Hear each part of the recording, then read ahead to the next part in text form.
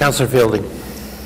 Thank you very much, Mr. Deputy Speaker. I, of course, am a member with the Deputy Speaker, a board from the Assiniboine Park Conservancy, so there is some oversight. There is appointments from the city point of view from it. Just a couple of things I think you wanted addressed. First of all, in terms of fundraising, I know Mike Davidson had come to Executive Policy Committee and had I don't know if he had some concerns with it, but I can tell you the plan is to raise over $180 million. That's from all three levels of government and some private sector money. As the Mayor alluded to before, there is great progress that is being made here. As you can see in terms of the development plans, there's the duck pond that's being created, the family center, the playground structure, that is being worked on right now. There's a great plan to raise some private sector money, and I can tell you I've been at some of these meetings with some of the private donors, and so there's some great excitement out there in the community and great public support from the community to help enhance our park. I think the thought process is, and why we moved to Conservancy board was it allows the private sector to come in. They might be a little bit more reluctant if the city is just running it. But a few things that are very important to realize: the city maintains 100% control of all the assets of Assiniboine Park.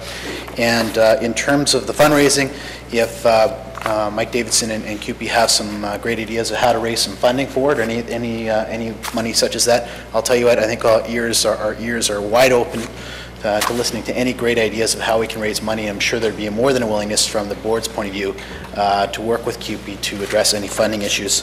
Second issue, in terms of user fees.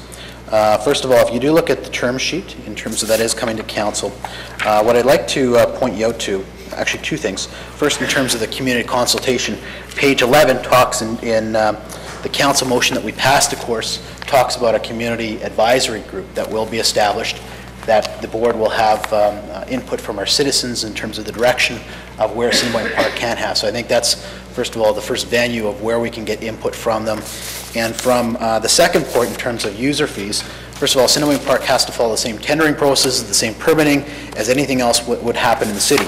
But if you look at some of the reporting, for instance, on page 14, where it talks about an annual development plan, I'll just quote here, APC is required to present to council consideration a 10-year development plan for Assiniboine Park outlining the development plans and forecast costs and revenues, so that includes user fees. Annual and a 10-year capital forecast request of the City of Winnipeg capital funding shall be occurred through the city development plan. APC report annually on the past year's development plan progress, as well as intended build and restoration plans for the upcoming year.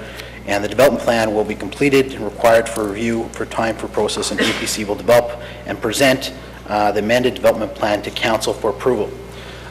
Just a couple other points here. APC shall present annual reports to council highlighting its activities, management discussions, and analysis regarding its annual objectives, reporting on performance of such annual objectives, park development, fundraising, and financial statements for a reporting period. So I guess what I'm saying is, and one final point, sorry, on page 16, I think it's page 16, is in terms of the annual budget submission. Every year they'll have to come before council and take a look in terms of what the annual budget process. So my point is, whether it be a user fee or anything else, it has to come through council, through the development plan on an annual basis. So you as councillors will have a say to say yay or nay. The public will have an opportunity to come out and have their say on Assiniboine Park.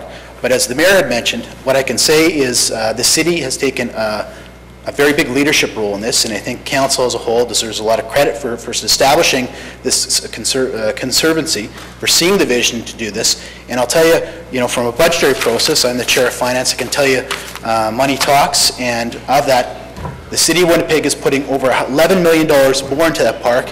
We're putting over $3 million in terms of the operations, and somewhere over seven, almost $8 million in new capital investments. And I can tell you there are investments, the City of Winnipeg's investments have taken a leadership role, and right after that, the CAO and the president of Assiniboine Park, after we made our capital investments, got calls from the federal government and the provincial government saying, we want in, we want to sign up. So the city's leadership in this department and the leadership of the board, that here I think is something second to none. And I'll tell you, this is something that we're going to create the jewel of our park system again, with the help of the board and the help of the leadership of this council. So with that, I'll step aside.